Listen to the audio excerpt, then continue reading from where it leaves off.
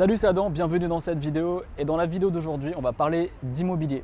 Je vais te partager avec toi mon histoire, comment j'ai fait pour finalement avoir la possibilité de vivre également de l'immobilier, d'avoir des biens immobiliers qui soient rentables. Je vais te partager toute mon histoire, j'ai rien à te vendre, je vais te partager juste mon histoire personnelle, comment j'ai fait. Donc la vidéo va durer assez longtemps. Et donc, ce qu'on va faire, c'est que déjà, on va partir d'ici, on va aller dans mon appart. Je vais te présenter mon appart, comment j'ai acheté mon appart, comment j'ai fait mes travaux et comment je vais les louer. Je suis en pleine période de location. J'ai trouvé une personne qui va être locataire dans un de mes biens. Là, je suis en train d'en chercher une deuxième. Donc, je vais t'expliquer pourquoi j'ai acheté deux apparts, comment j'ai fait avec le notaire, comment j'ai fait pour trouver la bonne affaire, qu'est-ce qui est une bonne affaire finalement. Et finalement, en moins de 30 ans, j'ai pu avoir deux appartements et deux appartements qui sont rentables sur Paris. Donc, je vais te partager tout ça dans cette vidéo. On se retrouve tout de suite dans les appartements. Hello, on se retrouve dans mes appartements. Et comme convenu, je vais te partager avec toi mon histoire personnelle. Comment j'ai fait finalement pour avoir ces deux biens immobiliers, quelle est mon histoire et comment je suis passé finalement de quelqu'un qui était salarié, qui gagnait 800 euros. Ensuite, j'étais au chômage.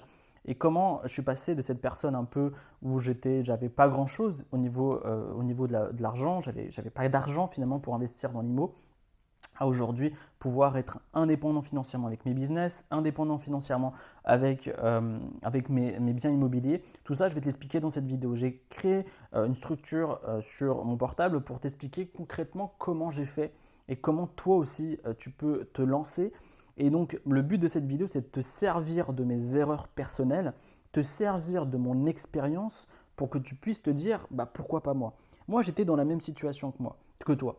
C'est que je regardais du contenu, je lisais des bouquins et j'avais que ça parce que j'avais pas l'argent. C'est-à-dire que je me disais, ok, un jour ou l'autre, je me lancerai dans l'immobilier, un jour ou l'autre, je ferai des business, mais ça passe toujours par des recherches sur YouTube, en achetant des bouquins. Et donc, c'est comme ça que j'ai commencé. C'est-à-dire que j'étais animateur dans un centre de loisirs, je gagnais 800 euros par mois. Et la seule possibilité de me lancer, entre guillemets, c'était de me former. Et ça s'est venu naturellement parce que voilà, j'adore apprendre des choses, des nouvelles choses. Et je pense que ce qui relie généralement les entrepreneurs, c'est la liberté et l'envie d'apprendre des choses et l'envie de s'améliorer et de changer de vie finalement. C'est ce que tu es en train de faire aujourd'hui en regardant cette vidéo. Donc la première chose et le premier conseil que je peux te partager, c'est que moi, avant de me lancer dans l'immobilier, j'ai eu 2-3 ans de réflexion. Réflexion déjà d'une parce que je n'avais pas d'argent, comme je te disais, mais de réflexion pour me permettre de faire le moins d'erreurs possible quand je lancerai mon activité et quand j'achèterai mes appartements. Et donc, fatalement, je n'avais pas d'argent, donc je me suis dit, qu'est-ce que je pourrais faire pour gagner de l'argent? Donc, j'ai lancé mes business sur Internet. C'est-à-dire, j'ai lancé mon premier site web, ensuite mon deuxième et d'autres business en ligne. Quand j'ai fait ça, je commençais à gagner de l'argent avec ces business-là. Je commençais à être indépendant financièrement parce que pendant l'étape où j'étais salarié, j'étais au chômage. Et quand j'étais au chômage, il fallait que je trouve le moyen de gagner ma vie. Et donc, c'est passé par la création de ces business-là. Et j'ai commencé petit à petit à gagner 1000 euros, 2000 euros, etc. Et à vivre aujourd'hui confortablement de mes activités. Et donc, quand je suis arrivé à ce point-là, je me suis dit, OK, si demain, je me retrouvais à la rue, si demain, je perdais tous mes business, qu'est-ce que je deviendrais? J'aurais rien. Et donc, je me suis dit que c'était important d'investir dans la pierre. C'est-à-dire que si demain, j'étais SDF, au moins, j'avais un toit. Même si je ne mangeais pas, même si je n'avais pas d'électricité, j'aurais un toit. Et je me suis dit qu'il fallait que je trouve un système qui me permet de ne pas payer mon prêt immobilier.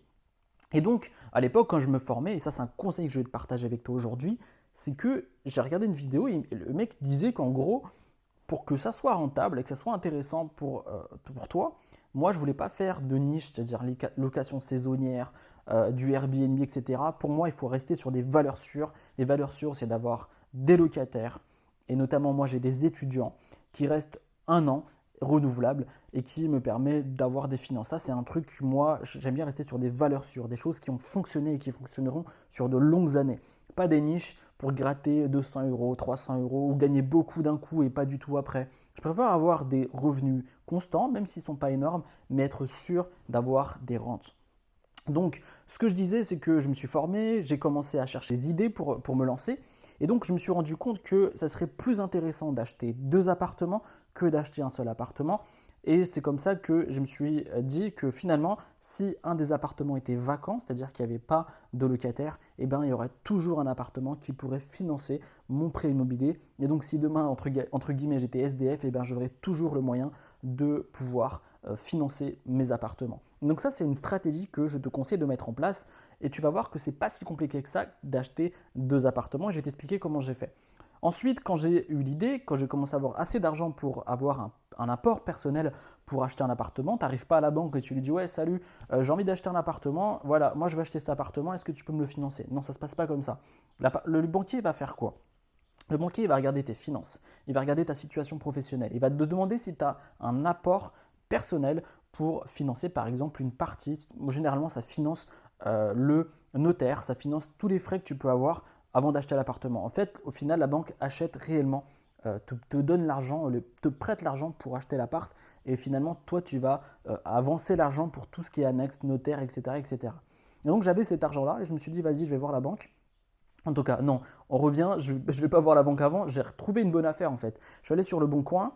Et je suis tombé sur, ça fait déjà 1 mois et demi que je cherchais des annonces, je regardais des annonces. Et mon défaut, et ça c'est un défaut que tu ne dois pas avoir, c'est que, ça c'est une erreur que j'ai faite, c'est que je regardais des annonces qui me donnaient envie, c'est-à-dire des photos, des images. En fait, je suis très, très visuel et donc je me ruais toujours sur ces photos-là.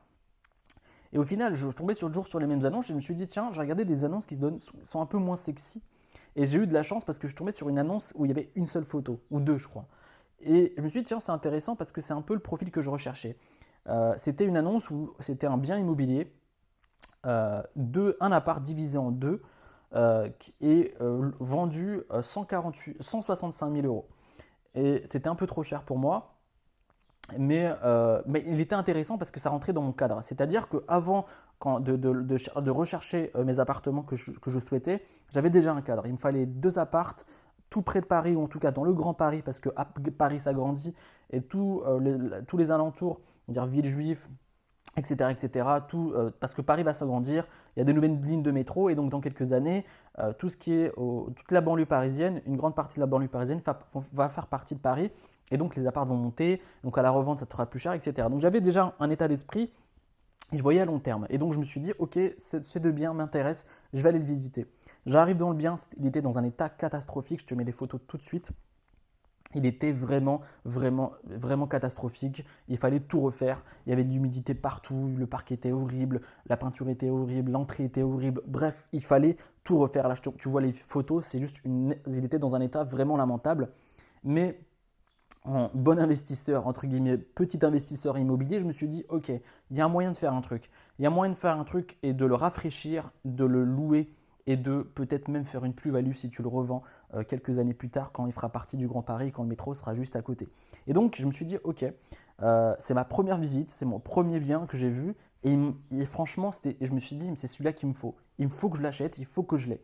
Et donc, ce que j'ai fait, c'est que j'avais pas les 165 000 et j'avais pas envie de l'acheter à ce prix-là parce qu'il valait pas 165 000, ou en tout cas, j'allais essayer de négocier l'appartement d'une certaine manière pour que le propriétaire, ou en tout cas la propriétaire à qui appartenait les biens, accepte. Et donc, je l'avais baissé à 138 000. Et la personne me dit, mais c'est énorme. En tout cas, l'agence me disait que c'était énorme et que jamais, au grand jamais, la propriétaire accepterait. Et donc, j'ai joué sur le truc où déjà l'annonce, elle était là depuis déjà quelques mois. Et finalement, elle avait très peu ou pas de gens qui étaient intéressés par son bien parce que généralement, les gens voulaient particulièrement plutôt y vivre et voyaient que l'état, déjà, c'était 2 appartements, 2 petits studios, qu'ils étaient séparés. Et j'ai eu de la chance qu'il n'y avait pas d'autres investisseurs immobiliers dans le coin. Et je me suis dit, ok, je vais jouer sur ça. Je suis allé voir l'agent, je leur dis, voilà, vous dites à votre propriétaire qu'au final, il n'y a pas énormément de gens qui souhaitent prendre votre appartement. Et moi, je vous le propose à ce prix-là. Et j'ai encore de marge pour négocier, mais ça sera vraiment très short. Et donc, on s'est mis d'accord sur 148 000. Je ne vais pas te passer tous les détails. Et donc, on est parti sur ça. Et donc, je suis allé voir la banque et je leur ai dit, voilà, je souhaite acheter un bien immobilier, j'ai tel apport. Et voilà, je souhaite acheter ce bien.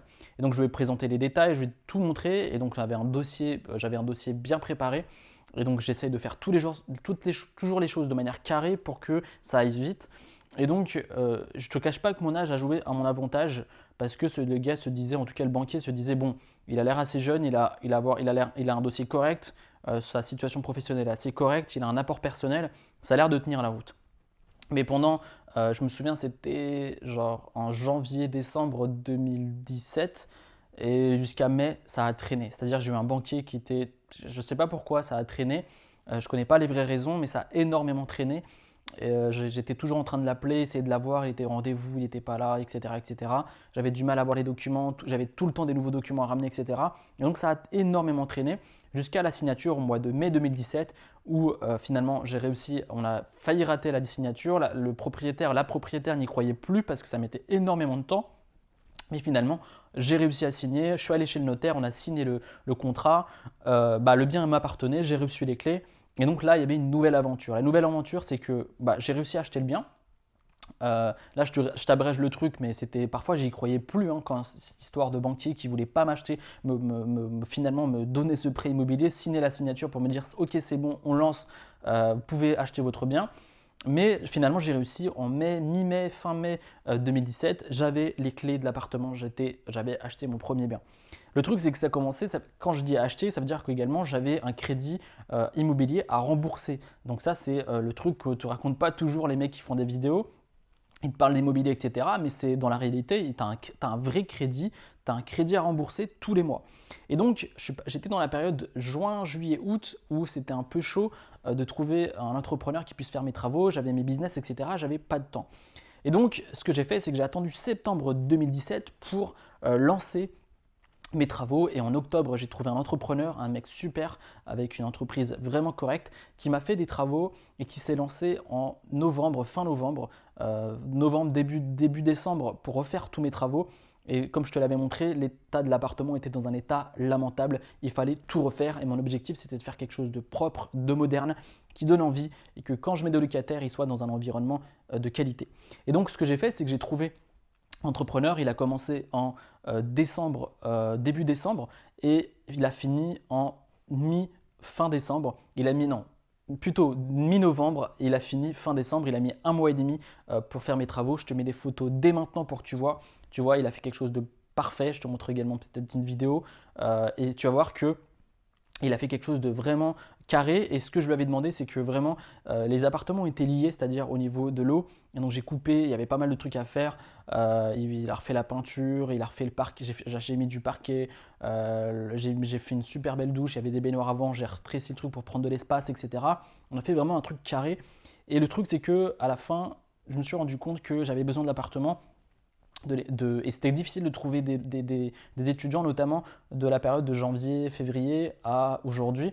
Donc je me suis dit, ok, je vais y habiter quelques mois. C'est-à-dire que ce que j'ai fait, c'est que depuis mai depuis aujourd'hui, c'est-à-dire juin, j'ai payé tout le prêt immobilier, c'est-à-dire c'est moi qui paye chaque mois le prêt immobilier. Je vais dire ouais tu perds de l'argent, c'est pas rentable, etc. Les choses ne se font pas comme tu le souhaites et on n'est pas toujours focus business, etc.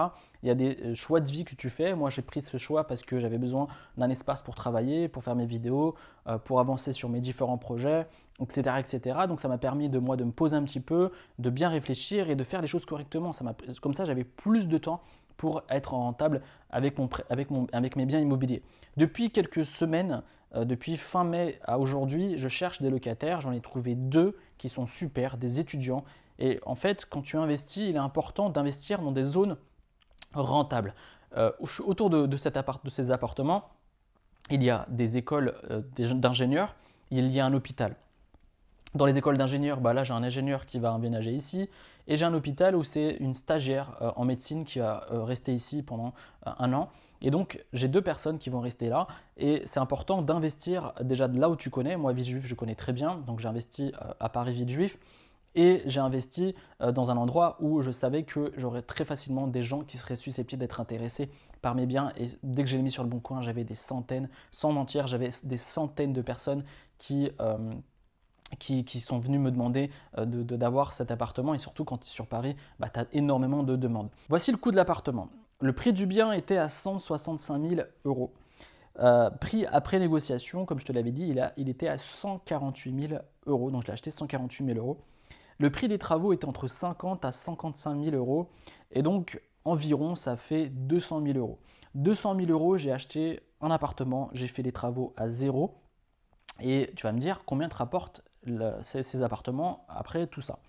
Eh bien, ces appartements s'autofinancent complètement. C'est-à-dire que j'ai un prêt de environ, j'ai fait un prêt pour mes travaux, j'ai fait un prêt pour les biens immobiliers sur du très long terme, entre 25 ans. Et j'avais déjà le prêt immo, il était à 500 euros et le prêt des travaux était à 170, un truc comme ça. Donc je suis à 700 et quelques par mois de prêt immobilier, surtout sur les travaux et sur l'IMO. Et donc, sur les deux biens immobiliers que je vais louer, je serai à 1400 euros. 1400 euros, environ un peu plus de 1400 euros, 1410, 1420 euros. Un bien finance l'intégralité de mes appartements, c'est-à-dire rembourse l'intégralité du prêt et je gagne environ 600-650 euros par mois avec mon bien immobilier. Quand je te dis 600-650 euros, peut-être un peu moins parce que ce n'est pas du net. Il n'y a pas les impôts, il n'y a pas différentes sources de paiement que j'ai par rapport à ça, mais je gagne de l'argent. Et ça, c'est le positif. C'est-à-dire que le but quand tu fais un projet, quand tu fais du business, c'est de gagner de l'argent et que tu sois dans que déjà ça s'autofinance et que tu gagnes de l'argent. Et c'est pour ça que je te disais au départ que j'achète 2 appartements. Tu peux acheter un bien qui fait 30, 40, 50 mètres carrés, divise-le en 2, mets des étudiants et ça, je pense que ça va marcher du tonnerre si tu fais les choses correctement et c'est ce qui s'est passé avec cet appartement. Je ne t'ai pas dit combien de mètres carrés ça faisait, ça fait à peu près… Celui-là fait 21 mètres carrés et celui d'à côté il fait 27 mètres carrés et tu as un espace escalier qui fait à peu près, je ne sais plus trop, mais en tout cas en gros ça fait 52 mètres carrés. Divisé en 2, ça fait 2 appartes, 2 petits studios pour des étudiants, c'est top. J'espère que tu as apprécié cette vidéo. Ce que je voulais faire avec cette vidéo, c'est de te partager en détail les chiffres de mon bien immobilier, comment j'ai fait, comment je suis passé, la banque, etc. etc. Je ne suis pas expert en immobilier, mais bon, je suis passé à l'action, j'ai des résultats et je me dis que ça c'est intéressant de te partager ça et peut-être que ça peut t'inspirer, peut-être que ça peut te donner envie de te lancer et te dire ok, bah, pourquoi pas moi, j'ai rien de plus que toi, je te dis concrètement, je suis parti de zéro, j'étais au chômage, je gagnais 800 euros et aujourd'hui j'arrive à avoir des résultats et à vivre de mes business, d'avoir des apparts, etc. Et je ne suis pas plus fort qu'un autre, il y a des gens qui font des choses mieux que moi, qui sont millionnaires, etc. Mais avec mon faible niveau, avec mon modeste niveau, j'arrive à avoir fait ce genre de choses. Je pense que toi également, tu peux faire ce genre de choses. Je pense sincèrement que tu peux vraiment avoir des résultats, être indépendant financièrement avec un business, être indépendant financièrement avec l'immobilier, bref, avec un projet que tu as envie de faire et qui te permet d'être libre. Finalement, tout ça, ce n'est pas une question d'argent, question de biens, de dire que j'ai des biens, de dire que j'ai des business, mais c'est la liberté que ça procure parce que tu n'es plus dépendant de l'État, tu n'es plus dépendant d'un patron et tu peux faire comme tu le souhaites, les choses que tu souhaites, te lever le matin quand tu le souhaites, avoir des locataires que tu souhaites, travailler sur ton business quand tu le souhaites, bref, être maître de ta vie. Et c'est ce qui permet l'immobilier, c'est ce que permet les business. Et c'est pour ça que je fais ce genre de vidéo. Et c'est pour ça que je crée du contenu sur Internet. C'est pour t'inspirer, te donner envie de te lancer. J'espère sincèrement que tu as vraiment apprécié cette vidéo. Si tu apprécies ce genre de vidéo un peu plus détente, un peu plus, où je raconte un peu plus ma vie, où je t'explique un peu concrètement comment j'ai fait mes différents projets, n'hésite surtout pas à me laisser un like, n'hésite surtout pas à me laisser un commentaire positif ou même des questions que tu peux avoir sur l'immobilier, ou si tu souhaites que je te fasse plus de vidéos sur l'immobilier, n'hésite surtout pas. Et juste avant de finir cette vidéo, n'hésite surtout pas, comme je te le disais, à laisser un like et tu peux recevoir une formation complète que j'ai créée spécialement pour toi qui va te permettre de créer un business en ligne. Moi, je suis parti de mes business en ligne pour vivre de l'immobilier et je pense que c'est le meilleur levier pour passer d'un business à un autre et de se diversifier. Pour cela, tu as juste à cliquer ici, c'est une formation offerte, tu as juste à cliquer là ou dans la description pour recevoir cette formation pour créer un business sur Internet et on se retrouve très prochainement à une nouvelle vidéo. C'était Adam, salut!